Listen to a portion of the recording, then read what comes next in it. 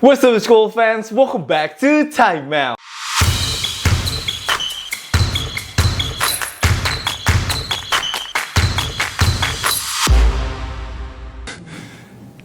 I think any team has a chance when I'm on the team, but I know that every team has a chance if Steph's on the team. So I get to play Robin. That's my Batman, and I don't know who else is. We got all the villains over there, Two-Face and Joker and Riddler, everybody else in the Western Conference. But we got a lot of games to win. Yo, what up Time Gang? Dan akhirnya pecah juga guys story Golden State Warriors di NBA Play-In Tournament. Hari yang sangat bersejarah guys, kali ini adalah kemenangan pertama ever untuk Golden State Warriors dan juga Stephen Curry di NBA Play-In Tournament. Dan tadi kalian juga sudah bisa melihat statement dari Jimmy Butler bahwa dia sudah siap jadi Robin guys. Dia akan jadi Robin aja, biarkan Stephen Curry menjadi Batman-nya. Dan ini menurut gue adalah relationship yang luar biasa untuk dua superstar-nya Golden State Warriors. Dan Golden State Warriors of course hari ini digendong oleh Batman dan Robin-nya mereka untuk bisa mengalahkan Memphis Grizzlies. Tadi gamenya seru sih menurut gue sampai di akhir game tadi itu. Dan Atlanta Hawks hari ini dikalahkan sama bench players dari Orlando Magic. Dan terakhir ada sedikit update dari hasil pertandingan antara Pacific Sesa Surabaya melawan Borneo Hornbill. Jadi itulah topik-topik untuk di kelas Time Out hari ini. Once again, terima kasih banyak guys sudah meramaikan Time Out hari ini. Pastikan kalian klik like guys, dan juga komen, dan kalau bisa juga nontonnya secara full guys. Itu akan sangat membantu sekali. Dan kalau kalian ingin support channel yang lebih jauh dan kalian ingin Warriors sampai di babak final, pastikan kalian klik join guys. Klik join dan juga support jadi member guys. Itu akan sangat menolong sekali, dan juga siapa tahu jadi good luck charm untuk Golden State Warriors. Dan ini sedikit sneak peek nih, gue gak tahu sih pada suka atau enggak ya. Ini bisa jadi merch baru sih kalau memang pada suka. So, once again, thank you so much guys for watching. Kalau gitu, sebelum kita ke Bogor, langsung aja lah kita bahas dulu Golden State Warriors nih. No more play-in curse untuk Golden State Warriors. Stephen Curry dan Jimmy Butler berhasil memimpin Warriors untuk menang 121-116 dari Memphis Grizzlies. Warriors akhirnya mengamankan posisi ke-7 untuk babak playoff, dan mereka akan bertemu dengan Houston Rockets in the first round. That's gonna be spicy for sure guys. Ime versus Steph Curry. Ooh, that's gonna be fun, man. I cannot wait though for that matchup. Belum lagi Draymond and Dillon Brooks. Kira-kira siapa tuh yang akan lebih banyak technical foul ya di series tersebut. Tapi, sekarang Warriors rekornya 1-3 guys. 1-3 di play-in tournament. Dan playoff Jimmy finally man showed up lebih cepat. lebih cepat di play-in tournament. Dan Steph Curry menurut gue tadi di kuarter keempat luar biasa men, gue udah speechless sih. Dia kalau lu lihat ya, tadi ketangkap kamera, sebelum kuarter 4 tuh dia pegang jari tangannya dia loh, pegang jempolnya dia kesakitan guys, sampai meringis. Tapi gila di kuarter keempat, big threes after big threes after big threes yang dimasukkan sama Stephen Curry. Tadi ada sekali yang dia dibebaskan sama si Draymond Green di corner itu. Wah itu man, itu play sih cakep banget sih. Itu involving their 3 stars, Jimmy Butler, Steph, and of course Draymond. Itu gue rasa ya, play tersebut tuh kayak akan sering dipakai nanti di saat-saat yang penting sih. Karena tadi itu kosong banget man. Si Steph bener-bener kosong banget tadi itu di corner. So that play is really little sih menurut gue. Dan terakhir of course just poetry in motion aja sih, dimana dia nge-fake si Scottie Pippen 2 kali, dan 2 kali itu juga si Scottie Pippennya lompat, dan setelah itu ya di swish sama si Stephen Curry.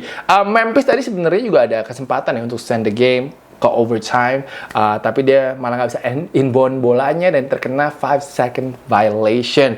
Itu playnya agak aneh sih, katanya si Thomas Isalo itu sebenarnya buat Desmond Bane, tapi Desmond Bane-nya kalawan arah sih, jauh banget itu. Si Santi harus cross court pass, tapi ternyata kayak Santinya ragu-ragu dan akhirnya terkena 5-second violation. Dan menurut gue tadi kayak juga salah sih taruh Santi di situ sih. Kayak dia belum siap deh. Dia kayak belum siap untuk momen itu. Kalau gue sih mendingan tadi kasih bolanya ke Jaren Jackson ya. Biarkan Jaren Jackson yang make that play. Malah tadi pas inbound itu yang jaga Steph Curry. Steph Curry kan pendek. Tapi si Steph Curry melakukan jumping jacks. But still though, biasanya kan yang kalau inbound itu yang jaga big man-nya. Jadi sayang banget sih menurut gue tadi itu kesempatan yang hilang begitu saja untuk si Memphis bisa mencoba untuk tie the game at the end. Gokil sih tapi Steph. jempolnya sakit, nggak ngaruh menurut gue sih. He wants to be in the playoff so bad. Dan juga mungkin nafsu kali ya pengen ketemu sama si Houston Rockets. Jempol sakit, Steph still 37 poin guys, 6 kali 3 point dan juga 8 rebounds. Tadi sekali di quarter kedua ya kalau nggak salah ya. Tadi dia yang relocate itu, lalu bolanya dioper sama Kevin Looney di corner. Man, dia langsung ditembak sama dia, gokil banget. Setelah itu ya Steph, vintage Steph performance like that. Kalau lu perhatiin tadi juga si Scottie Pippen tuh agak ngos-ngosan sih jaga si Stephen Curry for the whole game sih, kasihan sih. Tapi yeah man, amazing game untuk si Stephen Curry dan juga pastinya finally setelah terkena mental 3 pointnya si Harrison Barnes, Warriors sudah berhasil bounce back sekarang ini di Chase Center. Jimmy Buckets, gila man, finally dia aggressive on offense. Finally dari awal dia dari babak pertama dia 21 poin.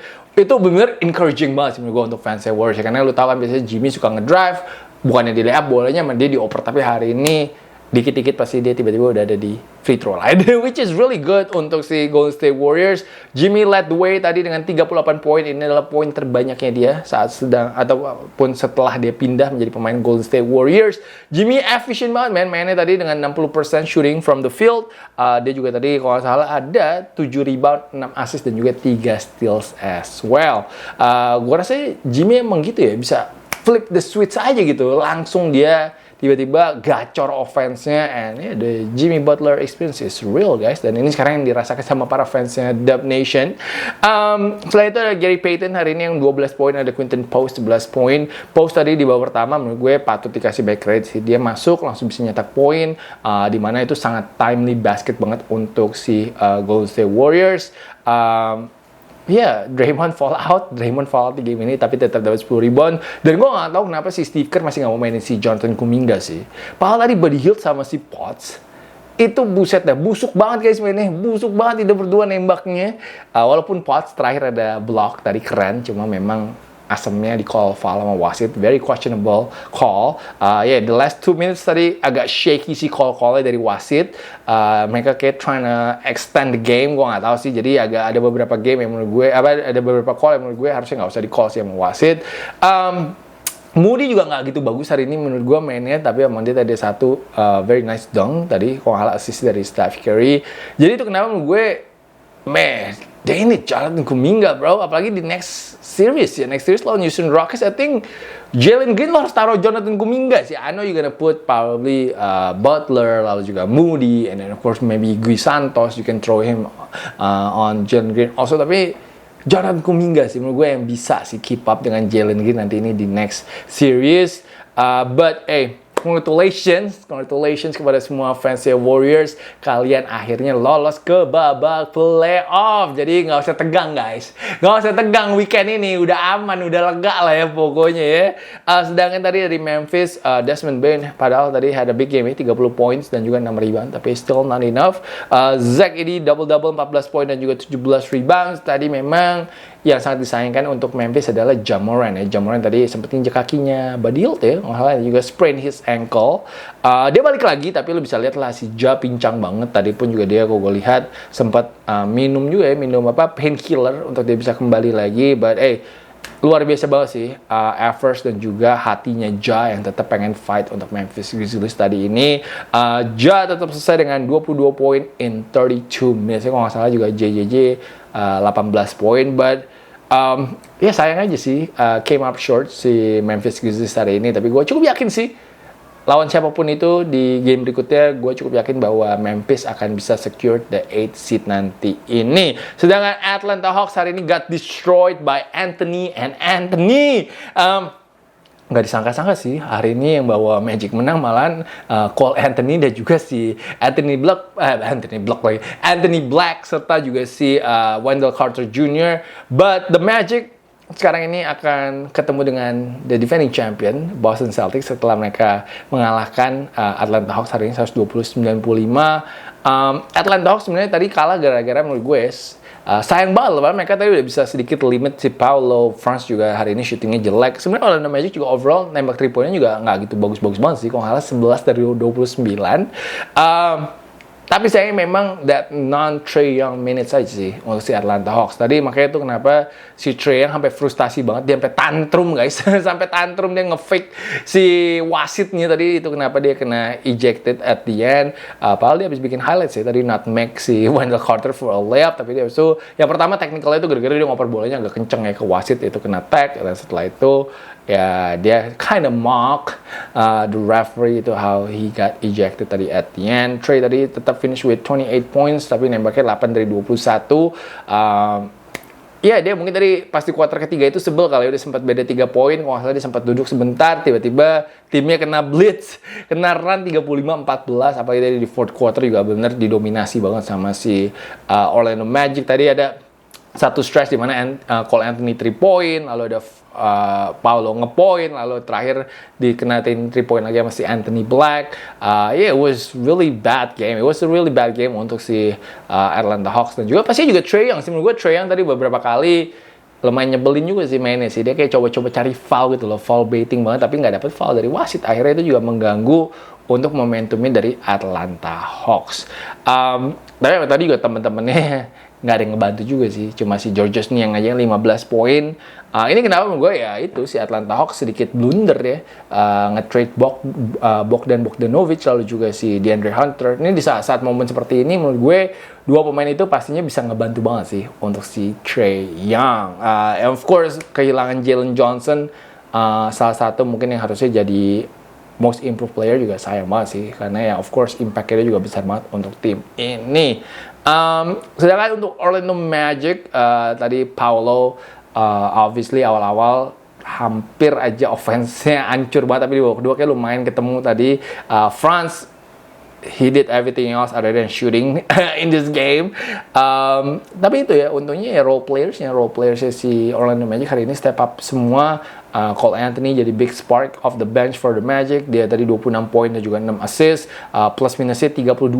Plus 32 dimana ini adalah highest plus minus all season long untuk Cole Anthony. Lalu juga pastinya ada Wendell Carter Jr. 19 poin dan juga 7 rebound. Wendell juga been playing really well lately. Ini kalau nggak salah ketiga kalinya dia bikin poin double digit. Lalu Anthony Black ini adalah rookie yang banyak diharapkan juga sama Orlando Magic. Hari ini 16 poin, 4 rebound, 4 assist. Kind of play great defense too on Trae Young. Ya kalau Anthony Black ya bisa konsisten selama playoff nanti, I think he could be the X factor juga sih untuk si Orlando Magic. Paolo tadi 17 poin. Dia hampir tetap lah statsnya banyak loh. Gue nggak catat rebound sama assistnya. Franz double-double, 13 poin, 13 rebound. Dan Magic hari ini luar biasa sih. Mereka bisa kinda shut down Dyson Daniels.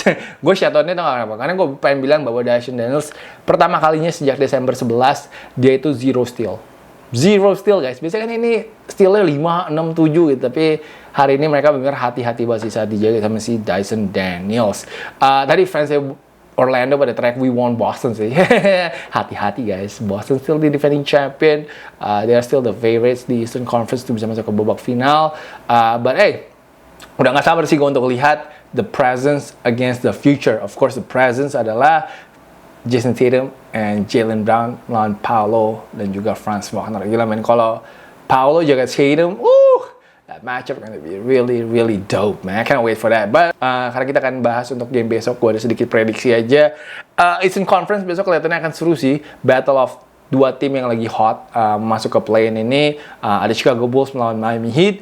Bulls lagi menang 13 dari 18 game terakhir yang mereka di regular season. Menurut gue sih ya besok ya itu backcourtnya Bulls yang ngeri ya. Kobe White x Josh Giddey. Kobe White di 18 game ini dia mencetak average 25 poin per game dan juga shooting 38% dari 3 point. Kalau Josh sih hampir triple double average-nya dengan 20 poin per game, 10,4 rebound per game dan juga 9,6 assist per game. Kalau nggak salah ada satu game di mana dia dapat 19 rebound gitu malah. Man, Josh is just balling right now, man. I think he's feeling good and of course juga Chicago Bulls pasti feeling good juga going into tomorrow's game karena mereka swept the Miami Heat 3-0 di regular season. Sedangkan untuk Miami mereka juga sempat kalah 10 kali beruntun, habis itu mereka pelan-pelan mulai bounce back dan juga menang-menangin banyak game. Mereka unggul di pelatih sih, Erik Spoelstra sih, karena ya gue harus kasih dia respect, he's a championship coach. sedangkan beda Billy Donovan yang belum pernah juara di NBA. Jadi itu kenapa menurut gue they have the advantage di coaching staff. Tapi Tyler Hero pasti jadi harapan utama untuk Miami Heat.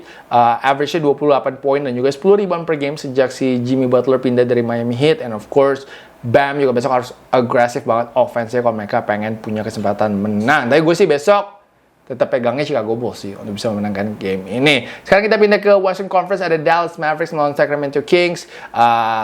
Mainnya di Sacramento, hal pertama yang gue ingat adalah Klay Thompson. Balik lagi ke momen ini, play-in tournament. Ini mimpi buruk untuk Klay Thompson terakhir itu. Dimana masalah dia 0-10 ya. Saat main game terakhirnya bersama Golden State Warriors di Golden One Key Arena. So besok dia punya kesempatan sih untuk bisa redeem himself. Dia punya kesempatan untuk redeem himself untuk bisa ya bawa Dallas mungkin menang lah untuk bisa melupakan nightmare tersebut lah ya. Tapi besok ya of course ya the battle of the big man, dimana ya ini udah ketemu lah sering lah ya Anthony Davis melawan Domantas Sabonis. Tapi pastinya Domantas besok akan banyak sekali defense yang dia akan lihat, dimana pastinya Dallas akan throw him Derek Lively, Daniel Gafford, and of course juga Anthony Davis. Ini paint area battle-nya besok harusnya akan seru sekali sih. Sedangkan ya guard-guardnya gue nggak hafal. Guard-guardnya siapa yang asik untuk ditonton ya? Spencer Dinwiddie gitu. Kayaknya kurang sama Malik Monk gitu. Spencer Dinwiddie lawan Malik Monk.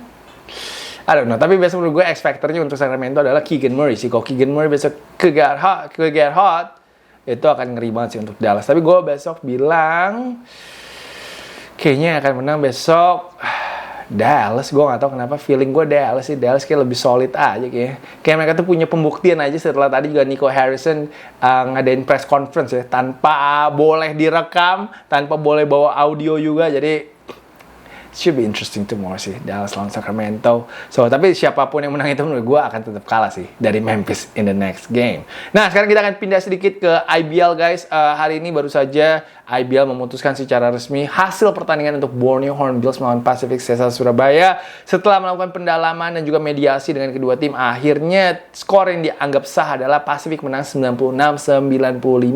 Jadi putback dari Steven Orlando mainnya dianulir. Ini jujur pertama kalinya sih gue pernah mendengar ada hasil pertandingan yang bisa dirubah. Gue belum pernah witness hal seperti ini. Ini sangat jarang sekali, super duper rare terjadi di pertandingan basket. Tapi kalau memang baca rilisnya dari IBL, mereka menjelaskannya dengan baik sekali. Apalagi juga ada peraturan dari FIBA-nya. Itu semua kalian bisa baca aja langsung di websitenya IBL.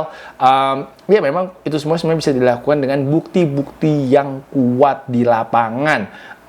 Jadi gue apresiasi banget apa yang dilakukan sama IBL dan juga Pak Junas. Mereka mencari jalan terbaik dan juga jalan yang paling fair dalam masalah ini. Semoga tapi kedepannya tidak ada lagi masalah dengan perangkat pertandingan, tidak ada lagi juga drama-drama yang kontroversial. Jadi semoga aja ini adalah jadi pembelajaran untuk semua pihak yang bersangkutan. Tapi ini juga kok kita mau bilang this was a huge win untuk Pacific Cesar guys, karena mereka baru ada pelatih baru yaitu Coach Bedu. Ini kemenangan pertamanya dia. Pastinya pengen mencoba at least nge-sprint lah ya di 12-11 game terakhir ini untuk bisa meramaikan posisi 8 untuk playoff. Tapi ini pastinya akan menjadi sedikit confident ataupun juga moral boost untuk Pacific ke depannya. Sedangkan untuk Borneo ini pastinya akan membuat moodnya mereka sedikit berbeda. Ini akan menjadi kemenangan menjadi kekalahan ke-6 yang mereka secara beruntun. Very tough 2 months untuk si Borneo. And now kayaknya akan berat banget sih untuk mereka bisa lolos ke babak playoff. Bagi yang belum tahu, Michael Qualls kemarin ini mengalami cedera, yaitu cedera Achilles, rupture tendon, which is not good.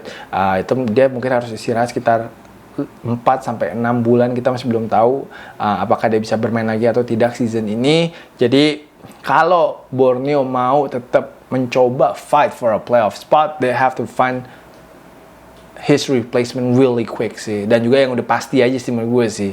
Gue sih pengennya mereka ambil Brandon Francis, pengennya. Tapi nggak tahu sih mereka akan melakukan hal itu atau tidak. Karena Brandon Francis, you know what you're gonna get, right? You're gonna get scoring, you're gonna get ball handler. You know he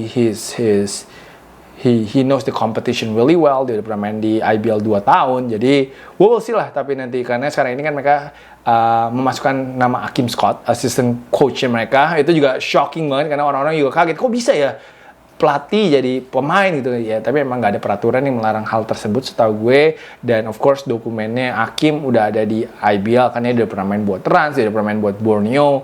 That's why it's so quick untuk bisa melakukan hal tersebut. Kemarin juga big man-nya Borneo sempat cedera paha juga sih, Brandon McCoy. Gue nggak tahu apakah dia hari ini akan main atau tidak lawan SM.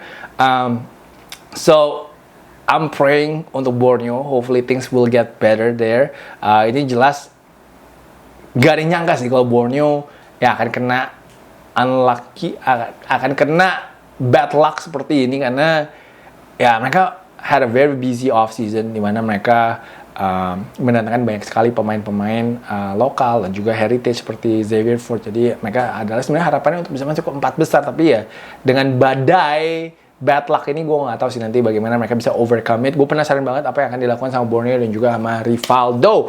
So ya itu aja sih time out dari gue. Thank you so much guys yang sudah menonton sampai di titik ini. I really appreciate everybody. Hopefully you guys enjoy. Semoga kalian dapat informasi baru juga. So ya itu aja sih dari gue. Gue akan jalan ke Bogor sebentar lagi ke laga Tangkas untuk ngeliput SM dan juga Borneo.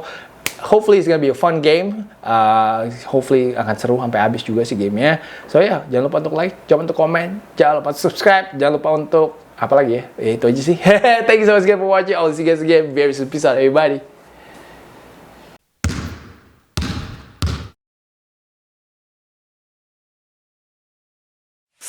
Please join my channel, guys.